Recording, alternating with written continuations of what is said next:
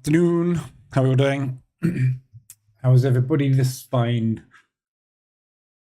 Tuesday afternoon? How are you doing? Afternoon, Danny, Mumo, Michael, Monkey, Evil, Crom, Gregors, Kennelly, Martin, Peter. How are we doing? Is it ever going to stop raining? I think I will build an ark. Probably my broker again. That wasn't actually. I don't know. It's not raining here. I don't know. Afternoon, Gav. Right. So we'll have a look at this morning, and we're on basically for CAD CPI. I missed one. I missed you, Anthony. No, I didn't. Can't see you. You're not in the list. Maybe you were earlier. I don't know. Afternoon, Harold. Afternoon, everybody. Hit the like button, everybody.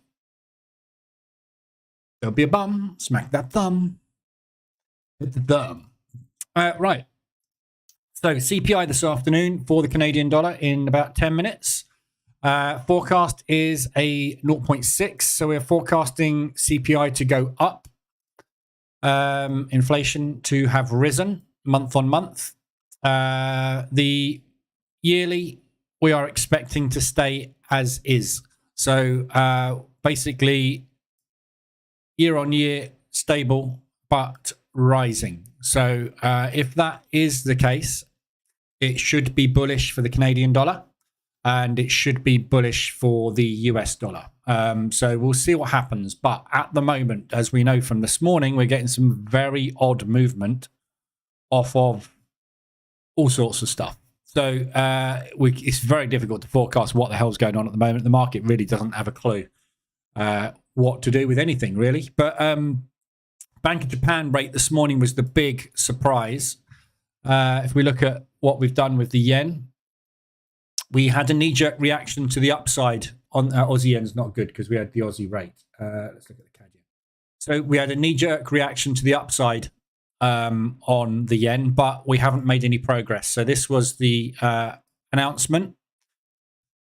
We are still pushing US yen and CAD yen a little, but as you can see, we haven't really gone much further. The Swiss franc is pushing like crazy at the moment, so that's why the Swiss yen is so high, not because of the yen.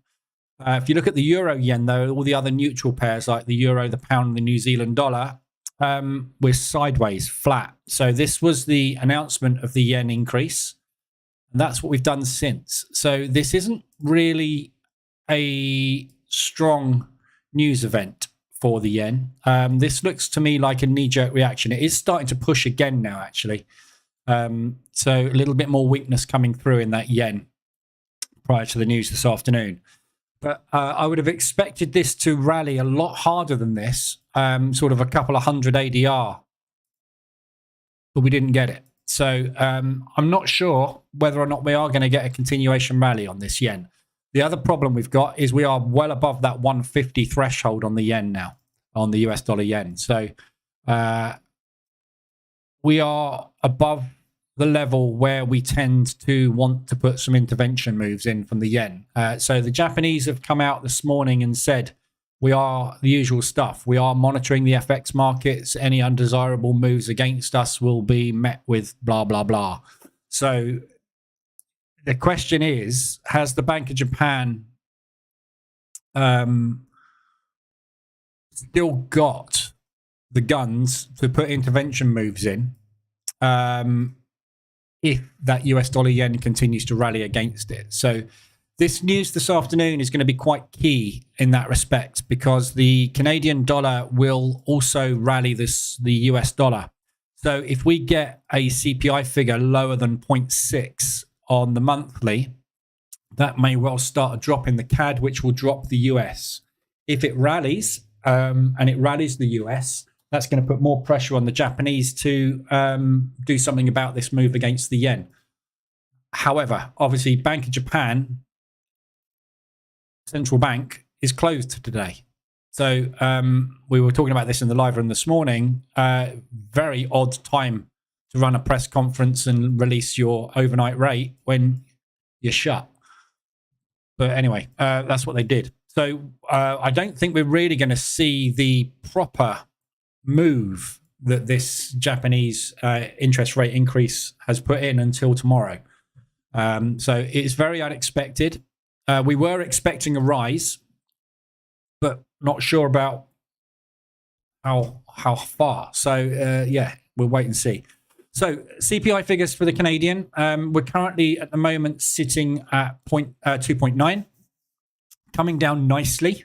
Very much in line with the US. These two are very usually in line. So Canadian interest rate currently at 5, US interest rate currently at 5.5. Inflation running at 3.2, ever such a slight uptick. Inflation running at 2.9, coming down nicely. So what they're forecasting is for this to bounce, basically in line with the US. So we go back into positive territory, meaning that inflation comes down like that. Yeah, it doesn't fall in a straight line, inflation. We do get bounces along the way. So this is expected to go up. Therefore, the market may well have already factored in that move, and we won't see a massive move off of this CAD. Bear in mind, with tomorrow, we've got FOMC. So it's the US interest rates. We'll be looking for clues there as to what we're going to do moving forward. So as you can see from the Euro CAD, completely sideways. New Zealand CAD, that's dropping because of the Aussie and New Zealand. Pound CAD, very much sideways over the last week. Aussie dollar CAD, that will have dropped this morning on the Aussie news. So the Aussie rate, obviously this morning, they stayed the same. We've had exactly the same impact as we had on the New Zealand dollar. The rate comes out as expected. The market has done a drop on it. What I would expect is that to completely undo itself within the next week. So exactly the same as we saw. If you look at something like the New Zealand dollar CAD, yeah, we had the rate come out as expected, knee-jerk reaction south, no movement, fill. Exactly the same thing that we're seeing at the moment on the Australian dollar. Nowhere near as big, this rally today. It's only ADR. We did 200 ADR on the New Zealand rate. So it may well come back up and do this straight away. But obviously with the Canadian dollar, it could do it literally in 4 minutes' time. But yeah, so quite a lot of movement today. ADRs, we are, as you can see, lit up across the board. The Swiss franc's been rallying like a lunatic all day. Very strong moves on the Swissy.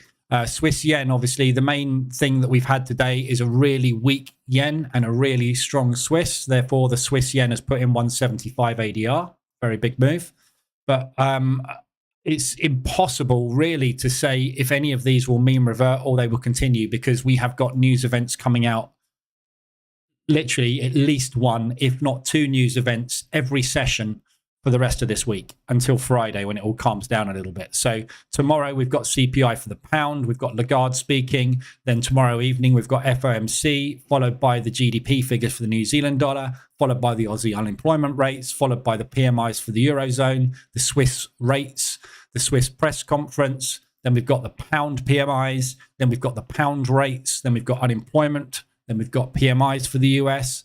Yeah, it's just non-stop market moving news this week. So it literally is a case of just watch the market and see where it goes. But as for using any technical indicators like ADR, support resistance, moving averages, propulsion gaps, it's all fundamentals. None of that makes any sense whatsoever. RSI, if it wants to go, it will go. Yeah. So you just got to kind of sit tight and hold on in weeks like this and see what the market does. So I think we'll watch the euro, because the euro is quite stable today. Actually, the pound's probably more stable, I think, isn't it? Difficult. We'll watch the pound CAD. That will give us an indication as to what the Canadian dollar is up to. We've got 2 minutes to the news. Afternoon, whoever I haven't said hello to, David, Amy, Yoko. You think a sell-off on the NAS? I don't know.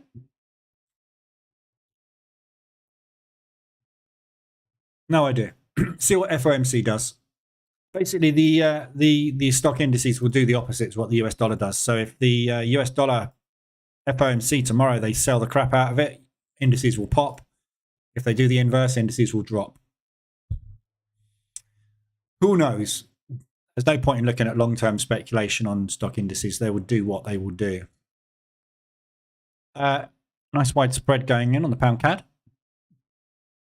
RSIs as well today. There's a lot of RSIs. I'm not really going to bother going through technical analysis today. I did a full analysis of all the pairs yesterday. It still stands. Where we are is where we are, and there's absolutely no point in looking at anything this week. It's the news. So whatever those news events are, fundamentally, will move the market. Just because something is extended on the RSI, if this CAD comes out way above CPI levels, the US dollar is going to rally, and that is going to get even more extended. There's just nothing you can read into technicals this week. It's all about what the news is going to do. 20 seconds to go. We should be able to tell immediately if it's a positive or negative result. If it's positive, this will drop like a rock. If it's negative, it will pop. If it hops up and down, it's probably as expected. That's a hell of a spread. Jesus.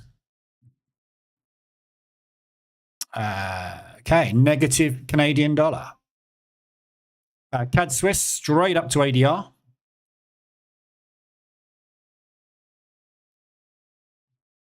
So that's negative CAD. So I would expect we got 3.1 on the annual. So it's dropped a lot quicker than expected. See what the month is. Can't be bothered to wait. Month is 0.3 on a forecast of 0.6. So that's a 0.3.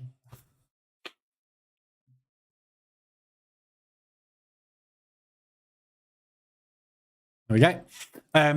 So all negative for the Canadian dollar. So inflation has not gone up as much as they thought it was going to, which means it's coming down faster than expected. That puts pressure on dropping interest rates faster than normal. So that bounce that we were expecting isn't going to be as severe. So it puts pressure on them to drop that quicker. However, they have said that they're not going to do anything until the US does, which is June. So tomorrow evening is going to be the key factor in this, because we're waiting to see what the Fed says during FOMC tomorrow in the press conference and in the statement as to when they're going to drop this back down to 5.25. There's absolutely no reason for them to do it tomorrow at all. Be an absolute catastrophic shock if they did change it tomorrow for the market. But if they keep saying, yeah, we're June, obviously the Canadians will fall in line with that. So, but that is negative CAD. So we should see a drop in the US today as well.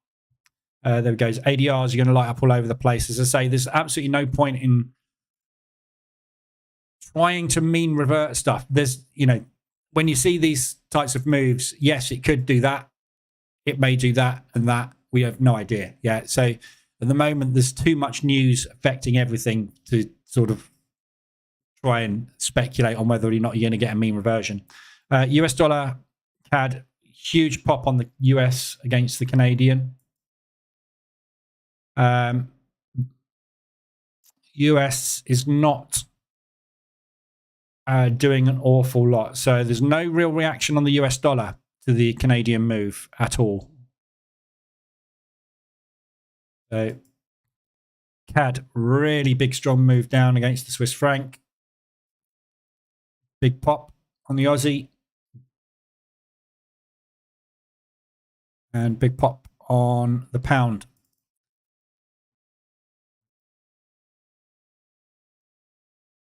Okay.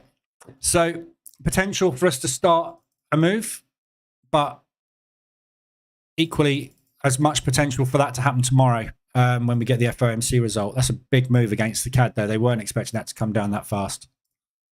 So that does put pressure on the Canadians to drop that interest rate.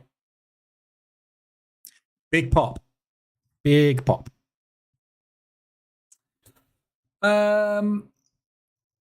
No one's talking about anything. 48 people, blimey. going to quickly check out how many thumbs we've got. 15?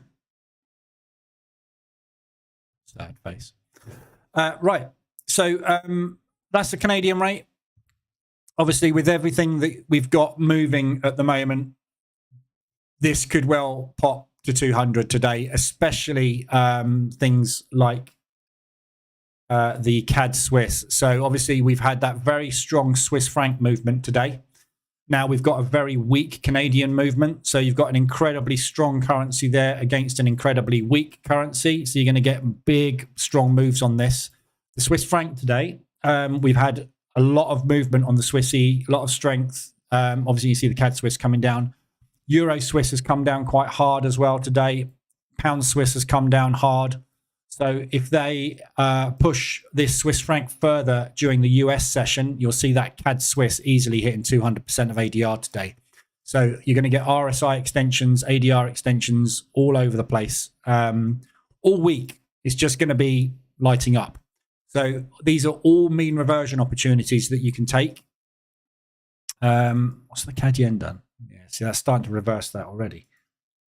So these are all mean reversion opportunities. Just because they are moving very, very fast and hard, there's still very good opportunities for mean reversion on all of these. But you are kind of standing in front of a steam train at the moment on some of these, especially the Swiss franc moves. So just be a little wary.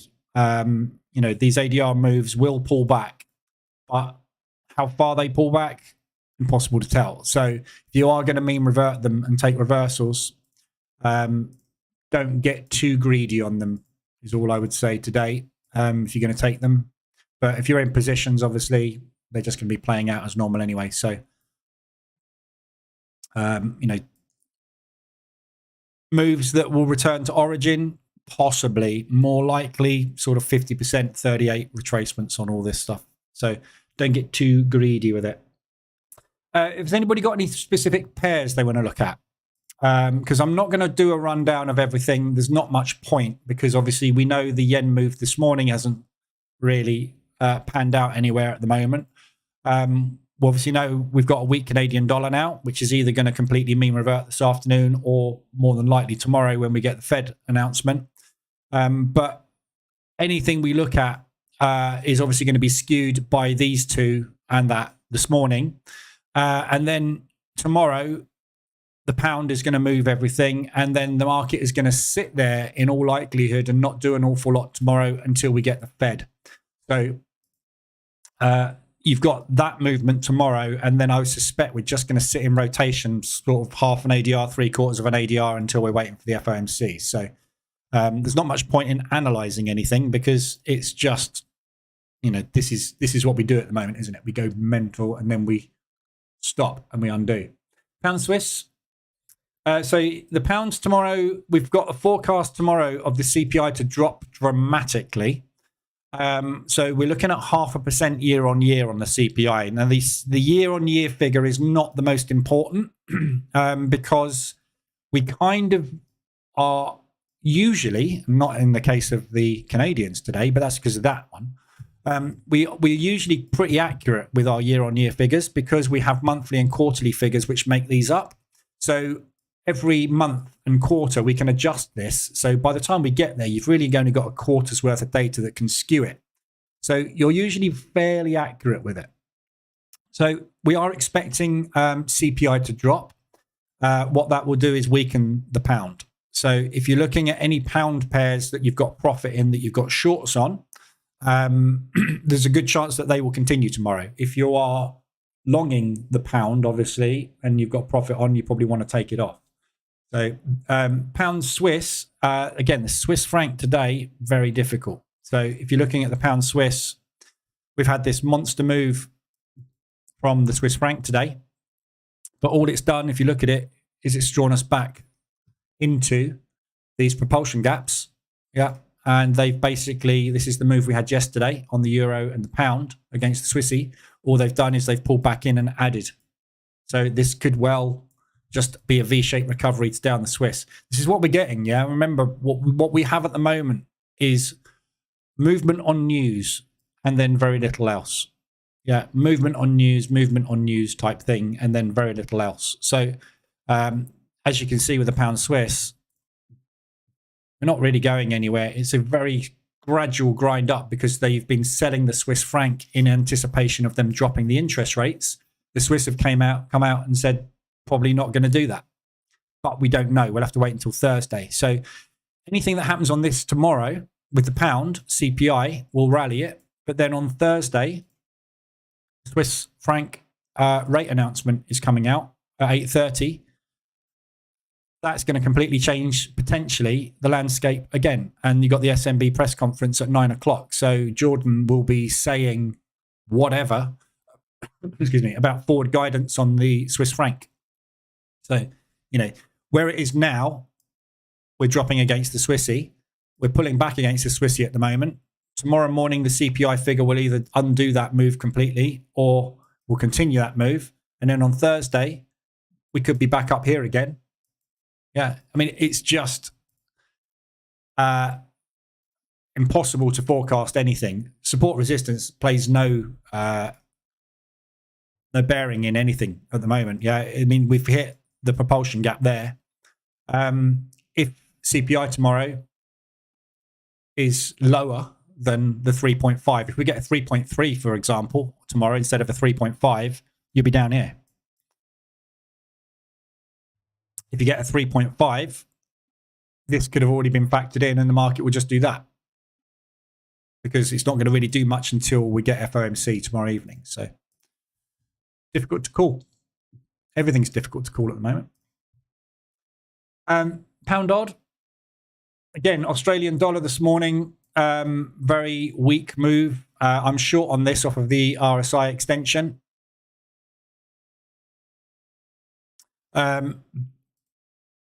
So at the moment, I've got short on off of that RSI. We're coming back up into the previous propulsion that we sold, which we've just kind of retested. We're above ADR, we're above RSI extension, so it's a good looking short-term sell. But right now, it's a sell because the Australian dollar's dropping. Tomorrow, this is either going to be a second entry or it's going to be profit down to the pound tomorrow morning.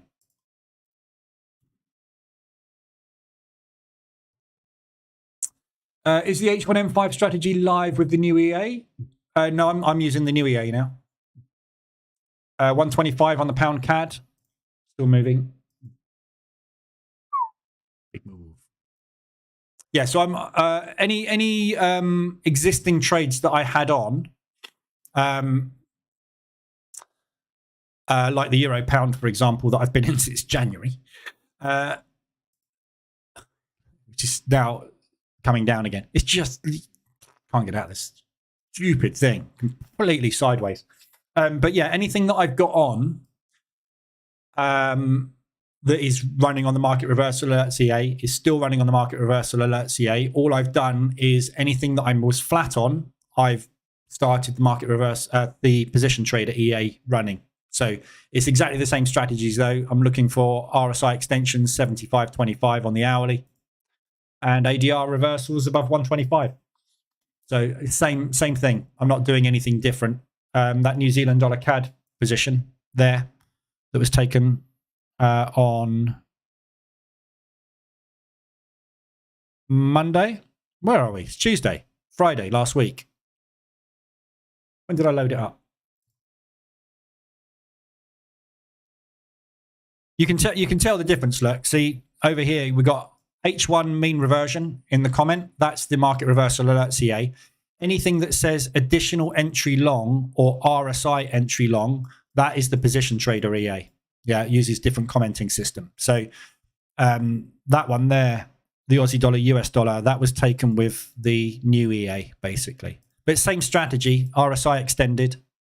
It's just no reversal alert entry. It's just a moving average entry, but just much simpler entry. That's all. But same strategy. We're looking for extension and retracement.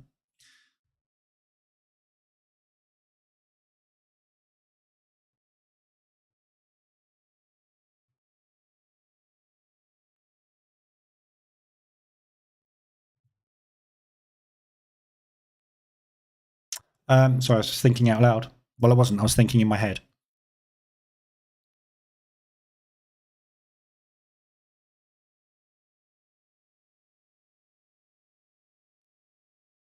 I might just go back up. I'm just going to adjust the TP on these two New Zealand dollar CAD.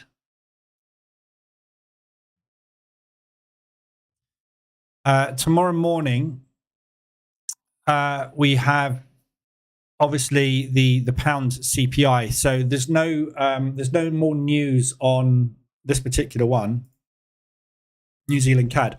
There's no Aussie or New Zealand news until tomorrow evening after FOMC, and then on Thursday morning for the Aussie. So if we can get a hit to 125 ADR and come back up and retest yesterday's high, which is this previous low here, yeah, very good strong support resistance. I'll probably get out of that because it's going to be around about $200 odd. So it's worth taking that off. It's a nice, quick, easy in, second out, done. I was targeting that propulsion gap with that move because I was looking for that. What I got was flag break. So it makes sense to just get out here. And if it runs up to there, fantastic. There's, 200 ADR moves at the moment are very much on the cards. Oh, that reminds me. I'll cover that in a sec. Mark's here. Got something for you, Mark. Afternoon, Evans. Average price on the pound Swiss is 112. Well, basically where you are, isn't it? So, yeah. Will there be an MT5 version? If it works. Doesn't work at the moment. I have got an MT5 version.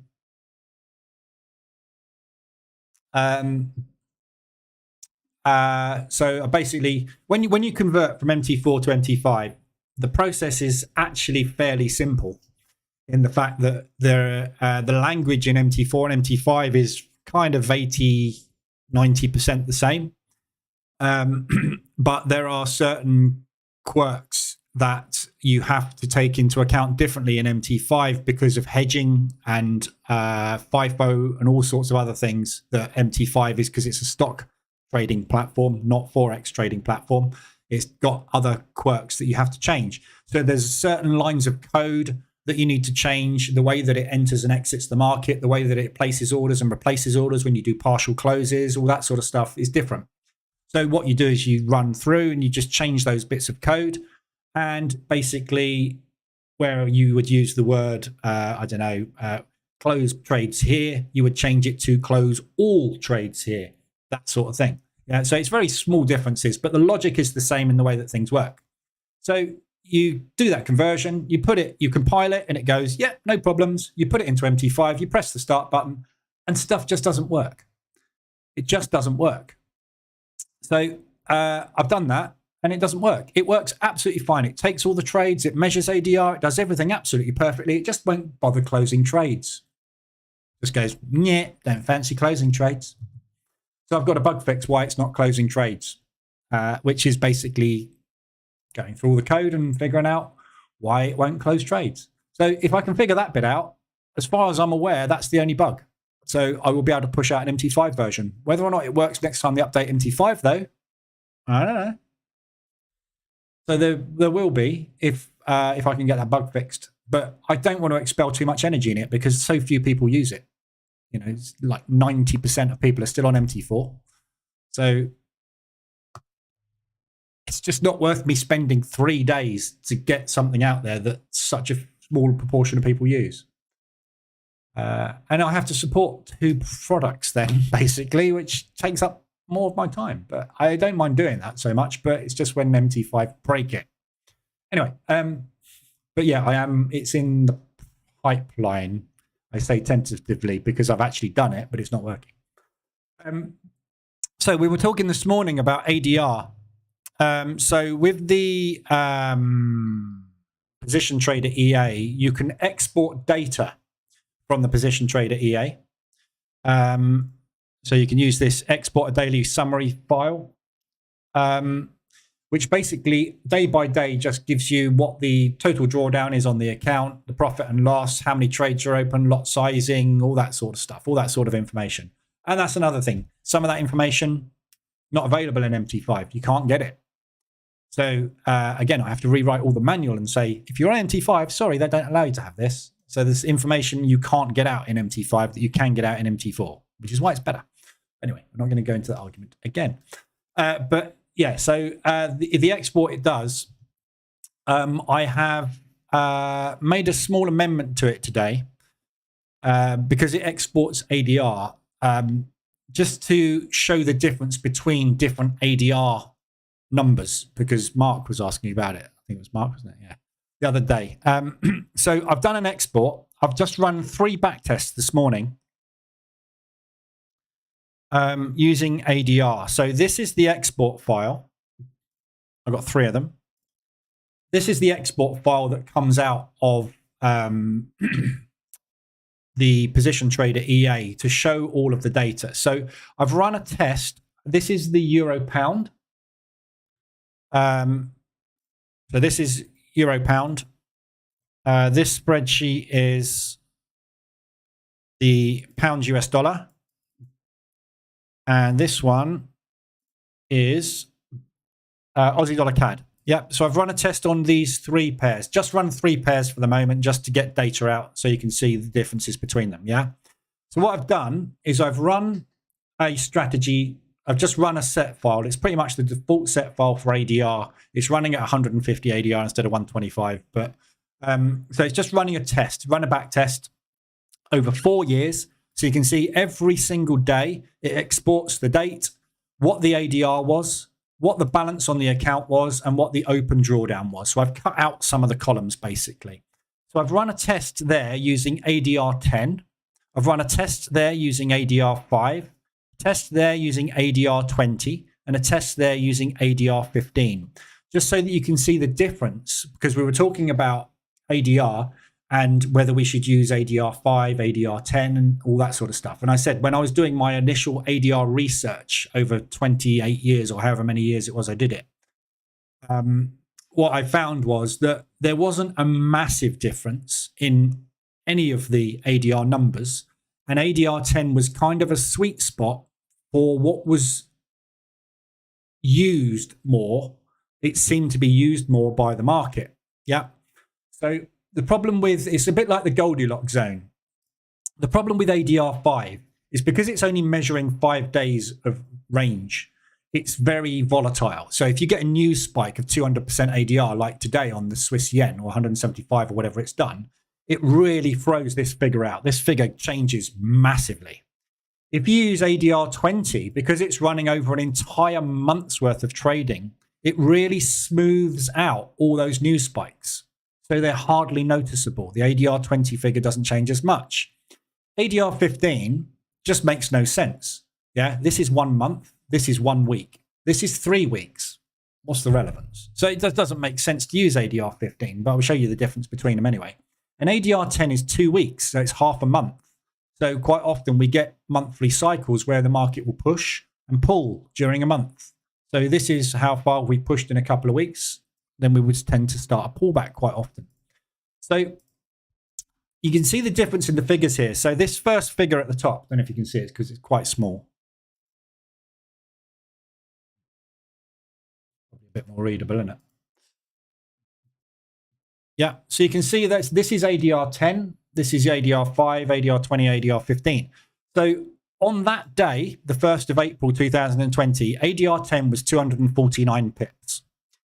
ADR 5 was 190 pips. Yeah, so there's quite a big difference. There's 60 pips difference there between using an ADR 5 and an ADR 10. ADR 20 was 215 pips, so somewhere in between the two.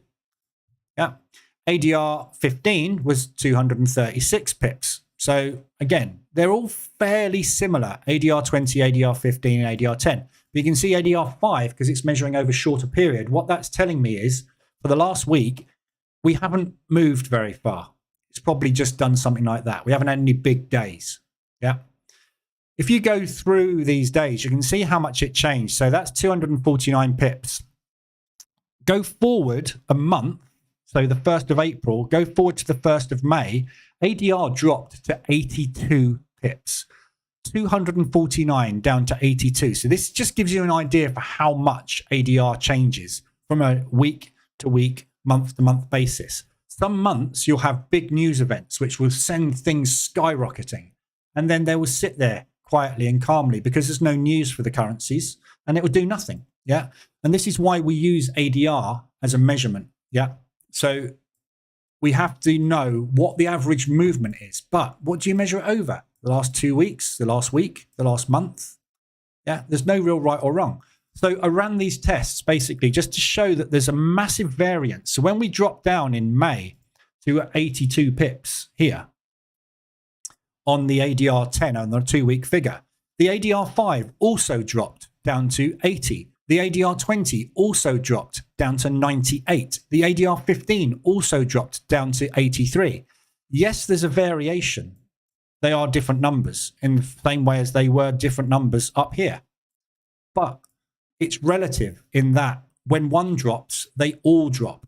So which one you use doesn't make an awful lot of difference. It draws lines at different points on the chart. Yeah. But the actual variance drops and expands the same over a month and a week and a fortnight and 3 weeks. Yeah. So this is what I was kind of trying to say is it doesn't matter which you use. It will measure volatility accurately and it will expand and contract accurately regardless of which you use. And we're using ADR as a measurement of expansion and contraction in the market. From a backtest result perspective, yeah, if we scroll right down to the bottom of these tests, yeah, you can see this is the profit produced by this test. So this is the Aussie dollar CAD. Over the 4 year period, it produced a result of 73,600. That was 76,000 using ADR 5. This is using ADR reversals at 150% of ADR. Yeah. So 73K was the net result. 76K was the net result on ADR 5. 72.5 with ADR 20. 72.1 with ADR 15. So the variance is 72,100 up to 76,200. So a grand difference of 5K. Yeah. Look at the difference in drawdown. ADR 15 produced $9,000 of drawdown. ADR 20 produced $9,500 of drawdown. ADR 5, the volatile one, produced $16,000 of drawdown. Twice the drawdown. Because you are measuring volatility over the last week, yeah, which will be spiky. It will go like this. So where you suddenly get a big spike and your ADR expands massively, because we've had 2 news events and we've had 200 ADR days, all of a sudden your risk profile changes dramatically, which is what I mean by the ADR 10 I found was the nicest one, because it's not, it filters out that massive spiky movement, which causes massive differences in our lot sizing, our targeting, etc., but it's not so smooth that it filters out all of the volatility completely. Yeah. So you're going to get lower drawdown with longer ADRs than you will if you're using close ADRs, i.e. 5 days worth of ADR. But 10 is kind of, as I said, the sweet spot. Yeah. So that was the Aussie dollar CAD. If we look at this one is the pound US dollar. Again, you're going to find very similar results here. So this one produced 77,000 over 4 years. This produced 80,000, so 3 grand more. This produced 72 grand, 8 grand less than that one, and that produced 70. So the variation is this one produced 70k return. This one produced 80k return. But this one did a 30k drawdown. This one did a 12k drawdown. This one did a 24k drawdown. So in this case, the ADR 15 was a little bit worse. But the worst one overall is ADR 5. Yeah.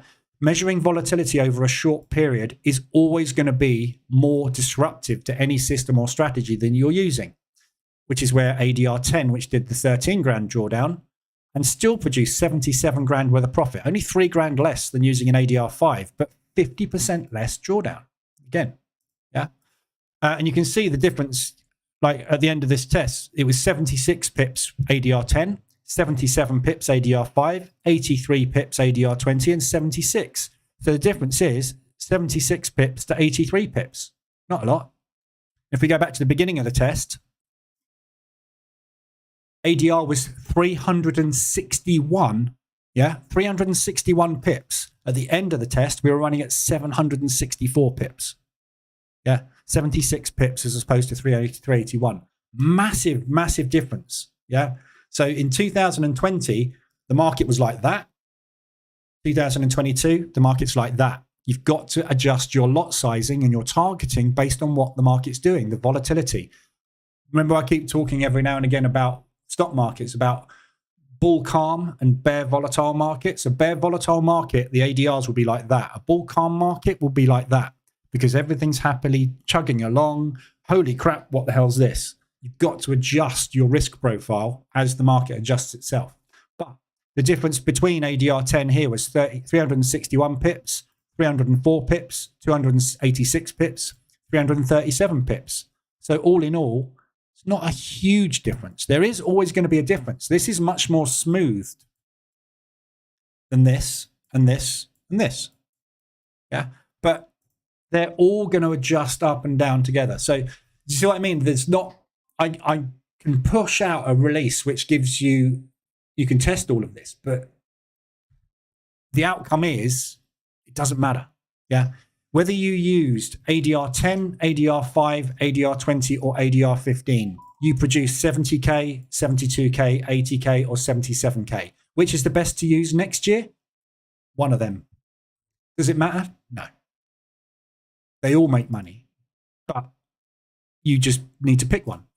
This is the euro pound. It's the same thing. Yeah. So 34, let's go to the top. 240 pip ADR, 179 pip, 178, 208. Yeah, so the difference is between those is like 40, 50, 60 odd pips.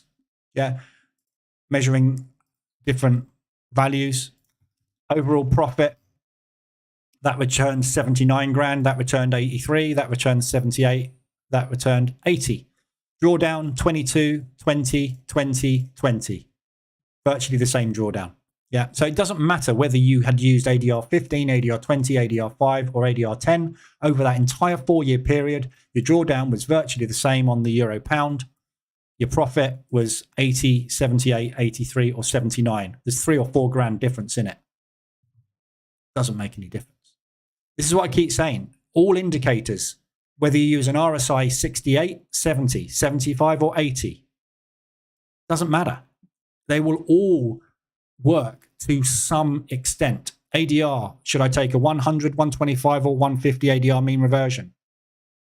Don't know, pick one. They'll all work. I don't know which one is going to be the best to use. Today, the best one to use on the CAD Swiss, on the Swiss yen was 175.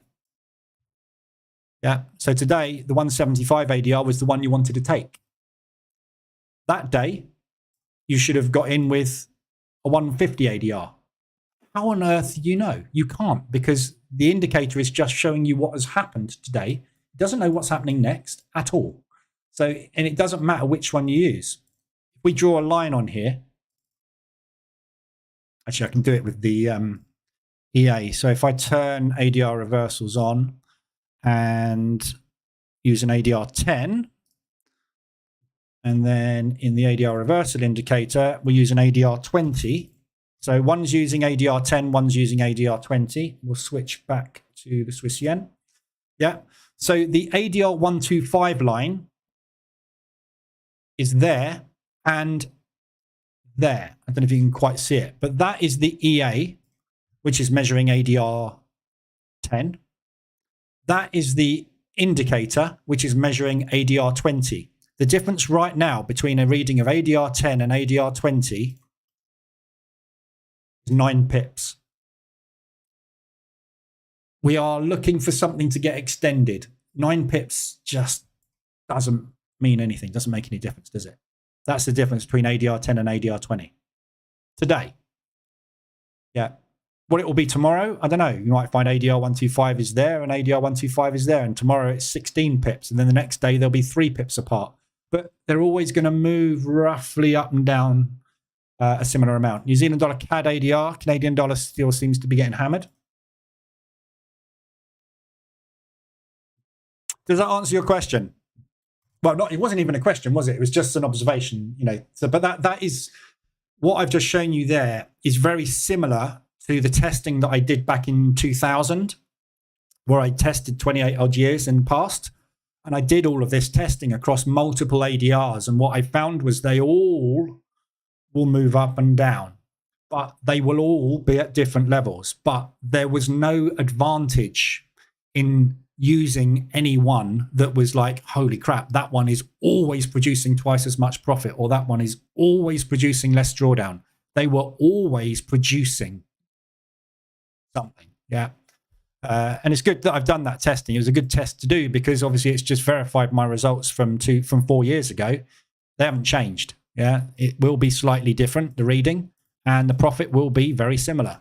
The drawdown will be quite similar in most cases, but some pairs have got much bigger drawdown than with an ADR 5 as an ADR 10. So all it does is it kind of backs up what I thought initially was ADR 5's too sensitive. And that kind of backs it up with this, because you're going to be on very calm markets. You're going to be using very tight ADRs. And when you get that news event like today, where we get a big spike, if you're getting in at 100 ADR, you're going to immediately be in 3/4 of an ADR and drawdown, which is going to make this worse. When you smooth out the ADR, your drawdown will be less because your actual entry will be ever so slightly further away. Yeah, remember 50, and again, the percentages were the same. Roughly 58% of the time, we stay within ADR, regardless of which one you use, because it's measuring volatility. 58% of the time, it's moving up and down. When we get a news event, it doesn't matter which one you use, it's going beyond 100. Yeah, doesn't matter which ADR you use today, does it? Yeah. Doesn't matter which you use. If I change this now from ADR 10 to ADR 20, still lit up like a Christmas tree. If I change it to ADR 30, it will still be lit up like a Christmas tree. It's moved. That's what we're looking for. Is something moving more than normal? Brilliant. There's an opportunity. That's all we want. It's just an opportunity. So there you go. I mean, I can push this out as an update. It's done. I've done all the.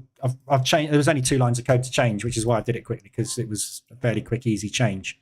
So I can push it out. But what I might do is just wait a little bit, because there might be some other changes that I want to make. So I might just push it out as this is the next version, and it now has an ADR number you can change, and it also has this, that, and the other, rather than just releasing tons and tons of updates. But yeah, so there you go. So I just wanted to cover that because I did the research this morning. Only took an hour to quickly run the tests. But that's the thing that was really interesting for me, was that drawdown figure. And with all the tests, ADR 5 was a hell of a lot worse. Virtually all the time, ADR 5 was getting you into more drawdown, and it really wasn't making an awful lot more money. So it's just making this worse pain. So it just confirms I don't want to use ADR 5. But ADR 20 is a contender. But so little difference in the result. Really is just so little difference. ADR 20 was 75, 76, 20, 20. It's just the same, isn't it? 73 grand, 72 grand, 9 grand, 11 grand. I mean, it's a couple of grand difference, $1,500 difference in drawdown between that and that. It just doesn't make sense to switch. You probably find you get less trades. See, look at the difference here in the trades. This is the number of trades on. So you can tell by how many are here as to how long you're in those positions, which means that you're in more squeeze. So this one, we got in, it took 2 days to get out the trade. This one took 1, 2, 3, 4, 5, 6, 7, 8, 9 days to get out the trade.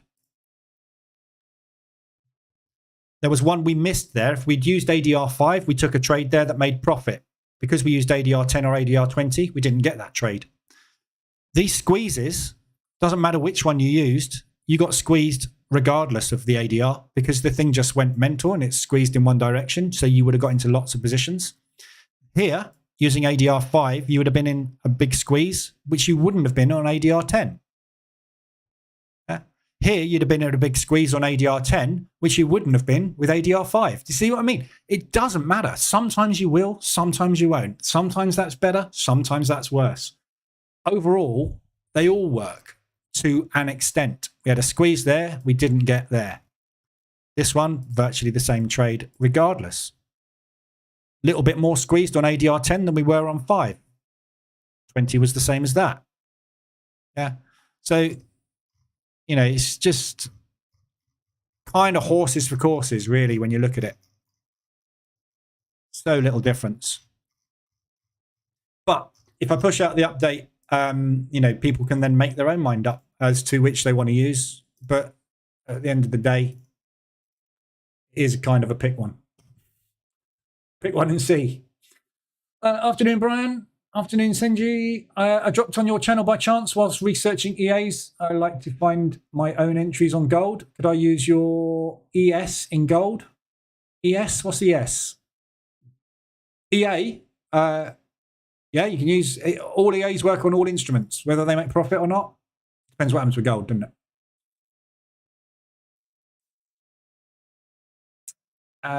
Anything under 10 is too sensitive. Yeah, that was my conclusion, really. But I only tested, again, I have only tested 5, 10, 15, and 20 because it doesn't make logical sense to test 7.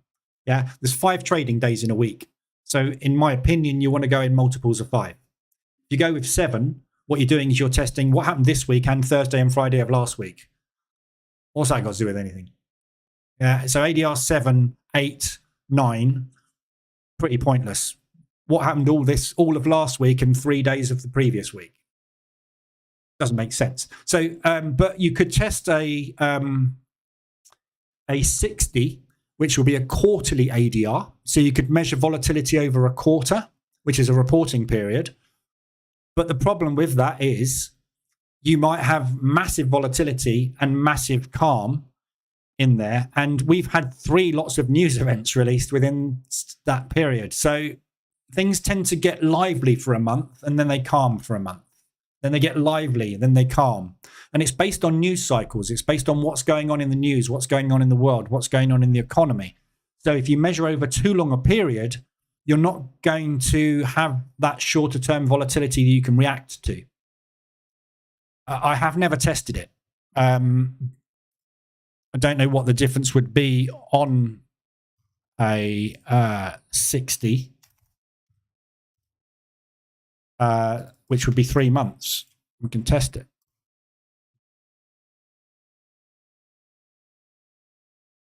Running on euro pound.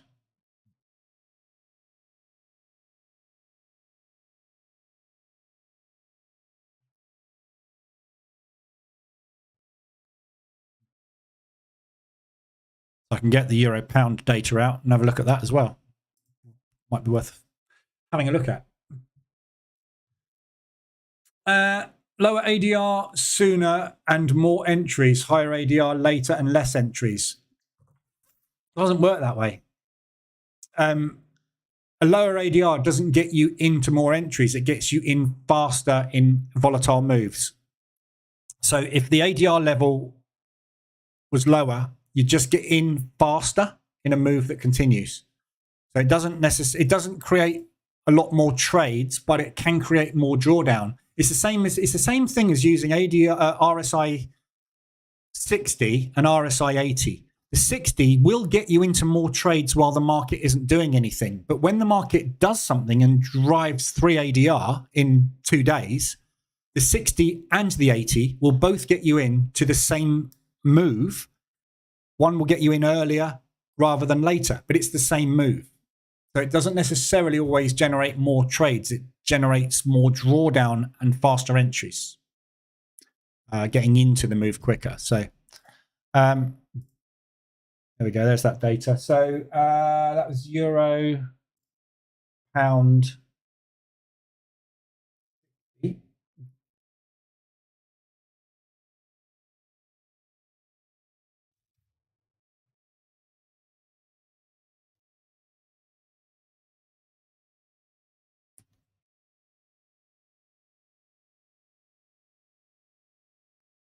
There we go. So there's the euro pound 60. Drawdown on that was $5,000.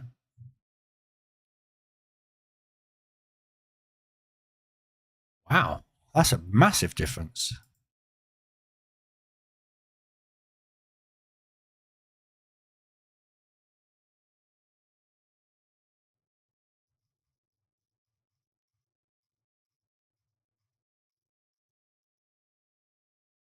Still got into. Oh, look at that.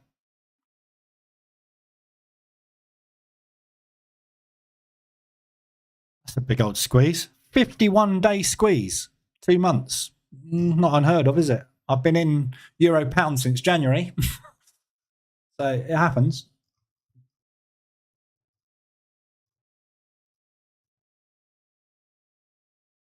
Much, much, much lower drawdown, though, on the 60 ADR. That's worth testing, that. So that's a 3-month ADR. So the difference is substantial. Look at the difference, right? ADR, right? So ADR 60 is 100 pips. ADR 10 is 240. So ADR 60 is smoothed out so that the average daily range is way, way, way, way lower over the 3-month period. But if you look at the volatility in ADR, yeah, we're looking at here. Let's go to a point where it expands.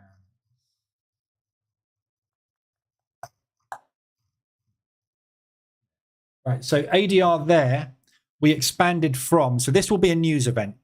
So the ADR jumped from 79 to 114 within 24 hours. So that tells me that there was a massive news spike, because the next day we're now taking into account a 200 ADR move or something like that, plus the last 9 days. So it jumps dramatically, yeah, as all of the ADRs do at that point. There. But look at the jump from 600 or 60 pips to 67 pips. So this only moved by 10% variance. This is 80 to 130. So roughly 40% variance. So see how smooth that is. Might be an advantage to using a quarterly. Might be. So your volatility spikes. That might be better for getting into an always-in type hedging strategy where you're using 75% of the average daily range to scale in and out of movement, because it's going to smooth out all that volatility you get off of news spikes. Might be an idea. Might be an edge there somewhere. But massive difference in the way that this jumps in numbers. This doesn't, because obviously it's smoothed out over 60 days, where this it's the same as a moving average. If you put a moving average on a chart and you change it from a from a 9, which is being used there, yeah, if I change that to a 60, really smooth, absolutely useless for from a moving average perspective, because all it's telling you is the market is flat, obviously, isn't it? So which we can see. This is the point. The problem with moving averages, people think moving averages are brilliant. All they do is tell you what you can see on the chart. Hey, look, the moving average is flat. Yeah, I know. Obvious. But the difference between a 9 and a 60 is huge, isn't it? From a smoothing perspective. The longer the period, the more smooth you get. Same with the RSI. We're using an RSI 21. If you smooth it over a longer period, it gets tighter. If you put it over a smaller period, it expands, because we're measuring the volatility, or the relative strength in this case, over a shorter period of time. So a news event is going to send it through the roof a lot quicker if it's a higher sensitivity instrument.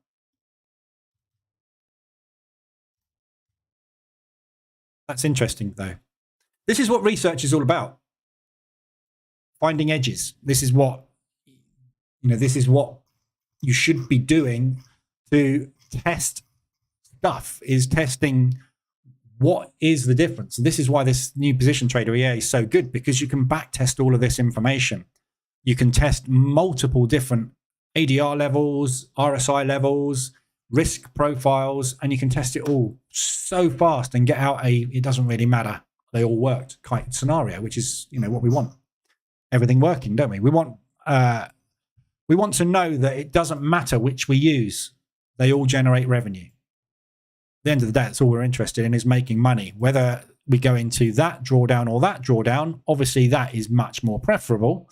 At the end of the day, if someone said, give me 20 grand and I'll give you 76, yeah, all right. You're not going to turn it down, are you? So anyway, there we go. That was the ADR testing. So I might have a look into that a little bit more, the 60. Afternoon, Chucks. Afternoon, Ian. EA, even EA? Oh, yeah, we're talking EA, yeah. So, yeah, if you want to use EAs for trading, feel free. I don't quite know which EA you're talking about. I've got a few, but this is the position trader EA. So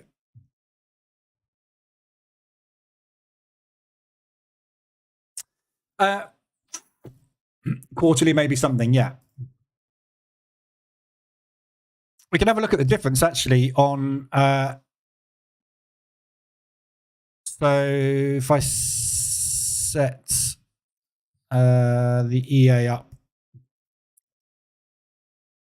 So if I set the EA up to use a 60, no, that's using a 10. So I need to set the indicator up to use a 60.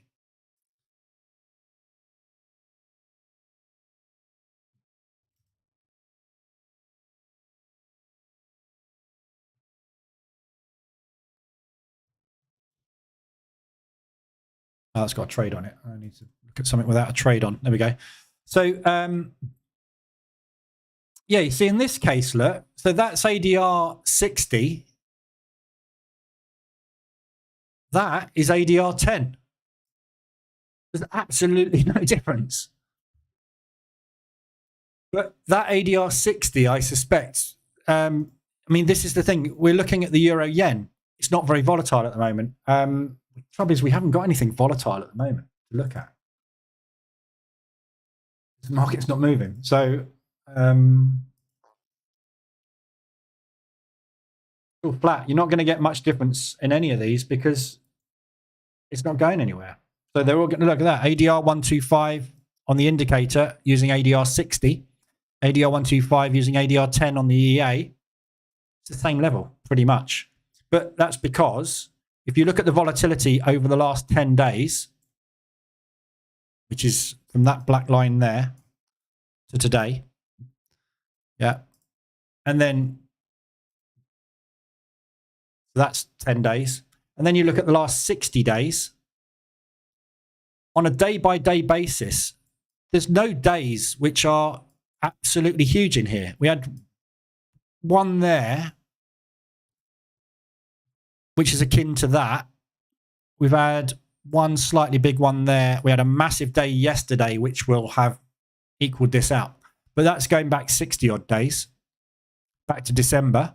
So you can see there's not a lot in it, is there? If you look at the last 10 days of movement and how price has moved, and you look at all these other periods, we're not doing anything different here to what we've done for the last 3 months, as we know. Bugger all, this market's sideways, it's flat. We're not doing anything, are we? So I'm not surprised there isn't a massive difference at the moment.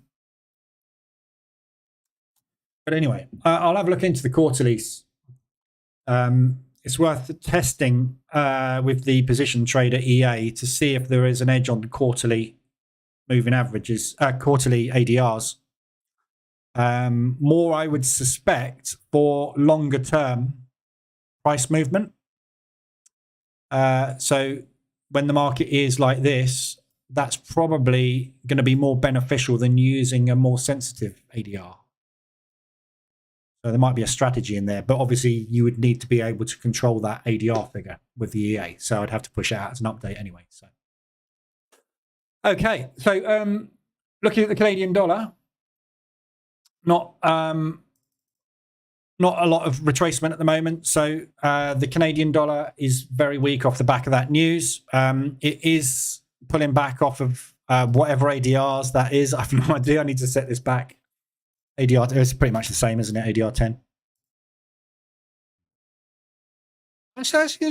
Yeah, fair difference. So yeah, so we've obviously got a big push up. Market is sort of stalled, however. The Swiss franc is stalled as well. So we're stuck on the Swissy. US dollar's stuck. So there's not a lot of follow through on this move at all. All the yen pairs have kind of stalled out sideways. So I get the feeling this might be the end of the moves today.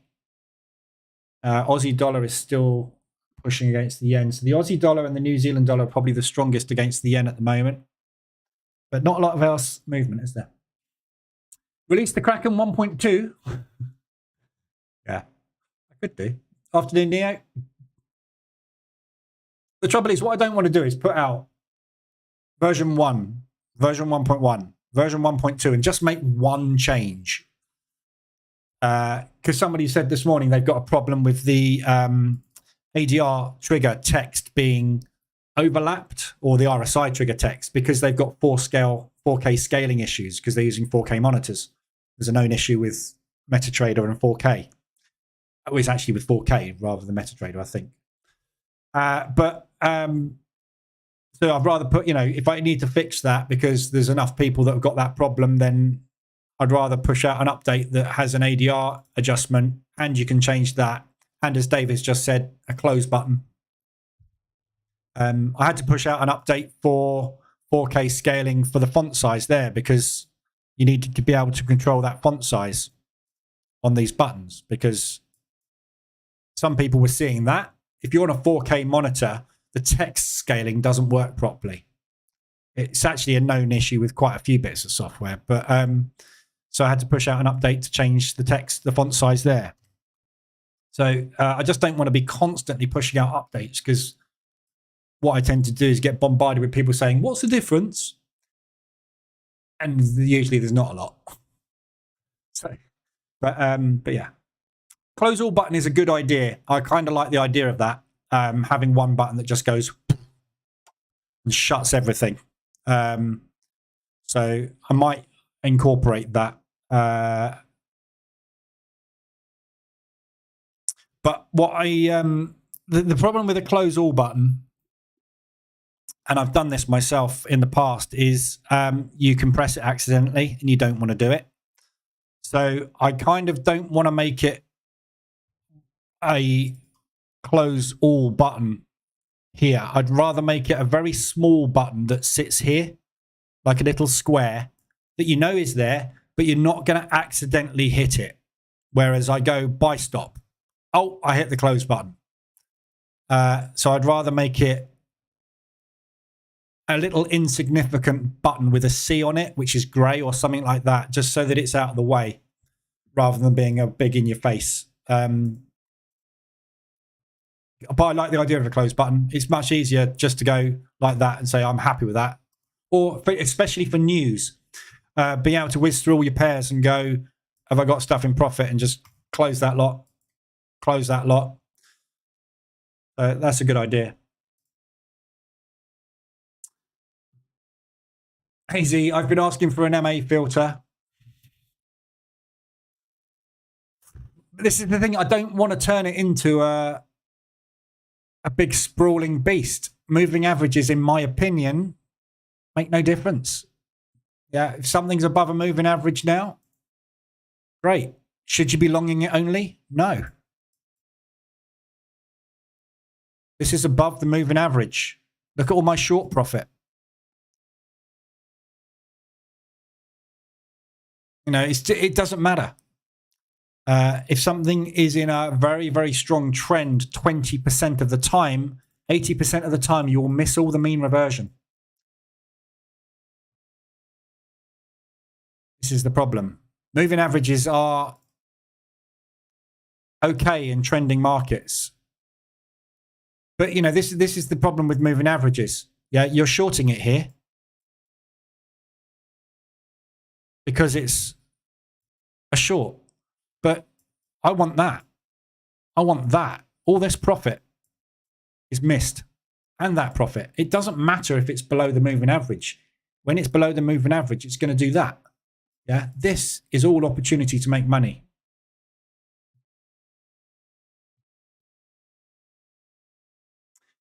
There's some stuff I could test with it, but what's the difference? I'm making money. Who cares? Yeah. Yeah, exactly. I've done the strategy here on the website. The one that is moving average trend pullback trading strategy is exactly the same as the mean reversion trading strategy, except it only trades in one direction. This made less profit than, which is why I don't trade it. It makes less profit than the normal position trading H1M5, H4M15 mean reversion strategies because it misses half of the profit. It still gets into as much drawdown and as much squeezes when the market is strong and against you, but it also misses that, and that. So you would have got that, and that. 50% is missing. So, yeah, I mean, this is a really good example of it. Yeah, so it shorts there, it shorts there, and it shorts there. Fantastic, fantastic, fantastic. But it missed profit, it missed profit, it missed profit, and it missed profit. Not fantastic. In fact, it missed 1, 2, 3, 4, and only took 3 shorts. So it missed more than 50% of the profit, didn't it? Which is why I came to the conclusion that it's no use. So I incorporated the moving average into the EA previously and then tested it and went, that's a load of crap. So I got rid of it. How about a rainbow entry? Rainbow entry with a pot of gold at the target. I could make gimmicks. All the people that like gimmicks would buy it, but I don't want to sell a load of them because what I'll have is a load of questions from people who like gimmicks. And they are the worst type of questions. Hey, I took a trade at the rainbow. It didn't get to the pot of gold. Which rainbow should I have taken? I don't know, mate. Can't help you. That wasn't a bad Irish accent, was it? If this is how a democracy, I vote close all button. If this is now a democracy, I vote close all button. That is a good idea. Functional is a good idea. I like functional stuff that makes logical sense, but stuff that isn't really going to help make more money, not so much. But I like the idea of a button to close. And like somebody asked me this morning for a button that can do limit orders, and I hate limit orders. I think they're the worst thing in the world. A limit order when the market is pushing hard against a direction, the last thing you want to do is go, I want to go short there just for the hell of it. Wait for them to come back your way. Yeah, set a sell stop under price so that at least while it's screaming through, you're only going to get in when they come. Yeah, if they don't come, you don't get in. Limit orders will just put you into drawdown very, very, very, very quick. So, US markets are open, are they? I'm in a hedge from the DAX this morning. FTSE was a clean break.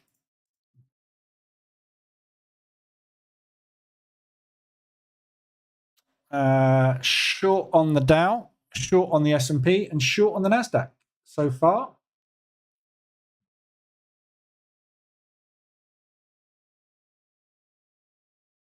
So someone was asking about DAX this morning or this afternoon about where, for longer term, everything is due a pullback. All the indices are, as you can see, there's nothing but blue lines underneath. Propulsion moves up. Everything's due a pullback. So at some point, I suspect we will get a drop, but we've been sideways now for 5 days. What's it, 5? This is the 5th day, isn't it? 1, 2, 3, 4.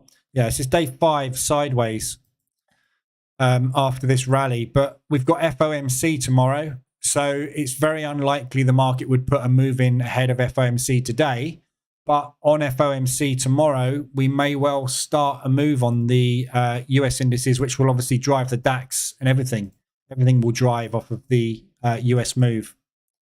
But as you can see from the Dow, look, it's just a massive sideways mess for the last sort of 3 weeks. You know, the whole thing's a little bit, it's bullish, but it's not, you know, trending particularly hard, I don't think, at the moment. So it is bullish, though. I think we are back in a bull market now. But it's just a very uncomfortable bull market, very sideways style bull market. It's the same as FX, really, at the moment, isn't it? It's news event. What the hell? Sit there for a week. News event. News event. Yeah, we're just getting large ADR moves off of news, and then complete V-shaped recoveries as the market goes, actually, that's not what we thought it was. And then sideways movement. So it's a mess. It's all a mess. It's all the same mess at the moment. Mucky markets. But as I say, I've said it a few times, this is the worst trading conditions I think I've ever traded through. This past sort of 3, maybe even 6 months has been very, very, very difficult. But what can you do? Just got to deal with it and adapt to it. That wasn't a bad Irish accent, to be sure. I was quite impressed with that one. I'm not too bad at Aussie. I'm not too bad at Irish, but pretty much anything else. Somerset I can do, where they drink cider. You can do Somerset accent. But if you're in the US, you've no idea what that is. Right, I'll leave it there. Anybody needs anything, I'll be in Telegram and Discord. Tomorrow, we're going to be one session tomorrow morning because we have CPI for the pound. I'm not going to be here tomorrow evening. I'm out tomorrow night. So I'm actually not going to be around for FOMC. I'm going out for a meal, so I might have my phone available. But yeah, I'm not around for FOMC tomorrow evening. So what I will do tomorrow morning is kind of as preview as you can with it as to what is likely to happen. But I suspect we're going to get a 5.5. I mean, I'm 99% sure we're going to get a 5.5. What happens will be difficult to sort of predict. So I think a lot of what is going to happen on FOMC tomorrow, movement-wise, will be determined by what the Japanese do with tomorrow's open in Asia. Whether or not we get a big reaction to this yen push, because today it's all gone against the Japanese. Yeah. So this is not, I don't think, what they were intending. I'm going to be stopping out on some positions up here. If we break this monthly high, I can't run the risk of driving up to 152, which is where we're going to go. That's the previous intervention level from last year. So once we break this high, that 152 level is our only upside resistance. So if we break that, I get the feeling we are going to ride another 150, 200 ADR. But the fact that we're above the 150 level, I just get the feeling the Japanese might have something to say about this tomorrow. And if that is a big move, I think FOMC will just fail into insignificance. So tomorrow morning, when I'm on, we will obviously watch what happens with the CPI figures for the pound, which are released tomorrow at 7 a.m. Well, we'll have a look at what has happened. We've got Lagarde speaking in the morning, and then it's a case of seeing what happens with the yen through the day. So I'm doing tomorrow morning session, but I won't be around for that tomorrow evening. But I get the feeling we won't do an awful lot. So we'll see. And then Thursday, there's one session on Thursday, which I'm going to be doing at 11:45, a bit of an odd time. But the idea of that session is I only want to do one because Thursday it's impossible to pick. I mean, it would almost be a case of running 5 streams because literally every hour or so something massive is happening. So the idea of coming on at 11:45, which is there, is we'll be able to have a look at what all of the European PMI figures have done, what the Swiss rate has done, what the Aussie unemployment rate has done, and then we'll be on to see what happens when the pound changes its interest rate and what happens when the US unemployment claims come out. May, depending on what happens with price action, even still be on at 145. I doubt it, but we've got the PMIs for the US. So Thursday is just chaos. Total chaos. 2 interest rate decisions and multiple PMIs and unemployment figures on the same day. It's just going to be nuts. So good luck. Date night, yes. Euro Swiss. So I'm short Euro Swiss at the moment on my other account. Yeah, it's coming down nicely at the moment. This is either a profit take on a new leg up starting on Thursday when the Swiss franc rate announcement is. There's two theories behind this, which I said about this morning. That is either a reaction to the Japanese news, i.e. market liquidating a load of other FX pairs and putting them into safe haven, which is the Swiss franc, because they're unsure what to do with the yen. Don't forget, this is pushing every time the US dollar yen reaches 150, the Japanese threaten intervention. If you are the wrong side of an intervention move, you are in hell and it won't stop. So if you want to be safe, you're going to pull it out. You're going to put it into a safe haven currency that isn't the yen, which is the Swiss franc. Or this is a preemptive buy in the Swissy, ready for the interest rate decision on Thursday, meaning that the market is anticipating the rates to stay as they are, which should power the Swiss franc up because they were anticipating a drop in the Swiss rate, which is why we've had a weak Swiss for the last month. That doesn't look like it's going to happen now. So I think we probably have a move there. Bank holiday is Wednesday in Japan. It's today. Look, all day today, Japan, Tuesday.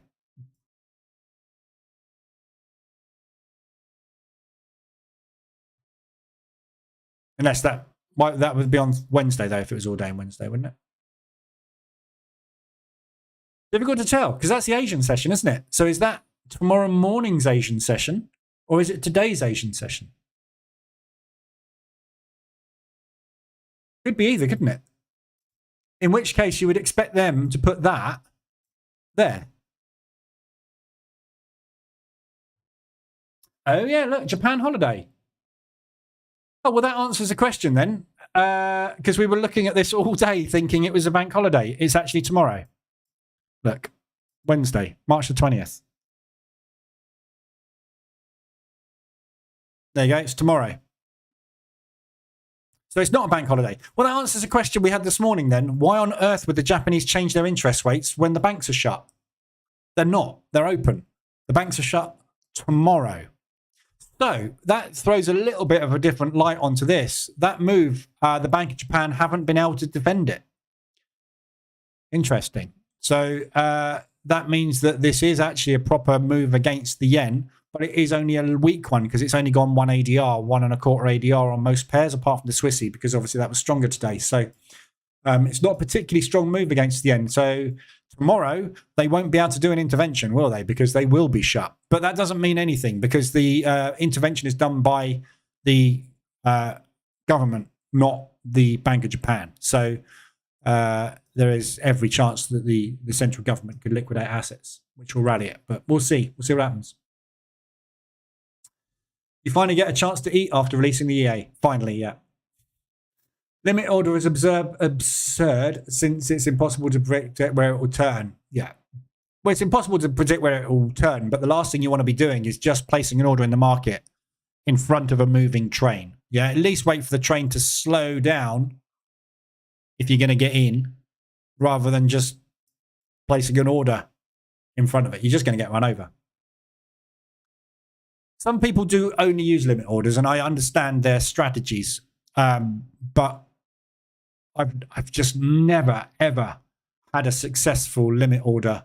Limit orders are good for support resistance bounce plays, but they're not as good as support resistance bounce plays where you go like that. The limit order, if you placed a limit order in the middle of that resistance and it went like that, fantastic. You got the best entry in the world. But if you wait for it to do that and confirm that there is selling happening at that level, you're going to miss out a little bit of profit, but have confirmation that, yeah, you got guys on your side that are going to help you. The amount of times you get run over is going to far outweigh the times that that will be exactly the price that you should be selling at. So not really interested in limit orders. I could stream from the dinner venue. I could. I don't think that would go down particularly well, but you never know. I kind of do know the answer to that one. What price is the resistance on the US dollar yen? It's at 150. It's basically 152. Call it 152. It's this intervention level from October last year. 150, 186. It's that. But it's not that. It's this area. Yeah. So look at the propulsion gap. This propulsion gap is where they sold from. And they didn't stop for weeks. That is the initial intervention. That is the second intervention. That was the move. So anywhere from, we're at 150 ADR today. So 200 ADR is there, 225. So that's 3/4 of an ADR. So it's somewhere between 3/4 to 1 ADR above where we are right now is where we were kind of, it's untested territory. We haven't been above it. So we know that this is the level they scream and shout. This is the level they intervene from. They've done it multiple times. They did it here. They screamed, they shout, the market reacts. They scream, they shout, the market doesn't react. They force the market. We are up in this whole area here is basically look out below if they decide to do it. What I don't know is whether or not that is still on the cards based on their new monetary policy because they've changed interest rates. So we have never had this situation before. 8 years, we haven't changed interest rates. I have no idea what their policy and stance would be on it. But they have said this morning they're not happy about it. Yeah. So they've said many times in here, if you go through the news today, Ueda and Kishida have said, we're watching the FX market very closely. That's what they always say before they intervene. The fact that they're saying it, to me, just says there's a good chance of an intervention. But it's got to carry on, hasn't it? Yeah.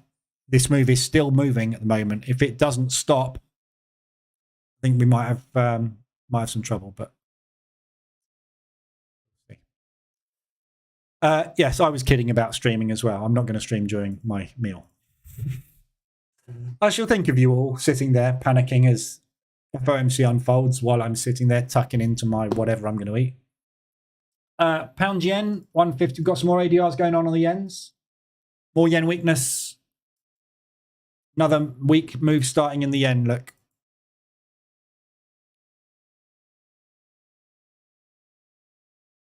Be interesting tomorrow. But we'll look at it tomorrow morning. We'll see what happens tomorrow morning when I'm in the live room, and we'll see if we can figure out what to do with it. But I will be scaling out these yens if it moves above that recent high. So I need to reduce some pressure on them because I've got a bit of drawdown on them. All right, so have a good day. I will be back tomorrow morning. Anything you need, let me know. Other than that, I will see you in the next one. Have a good one.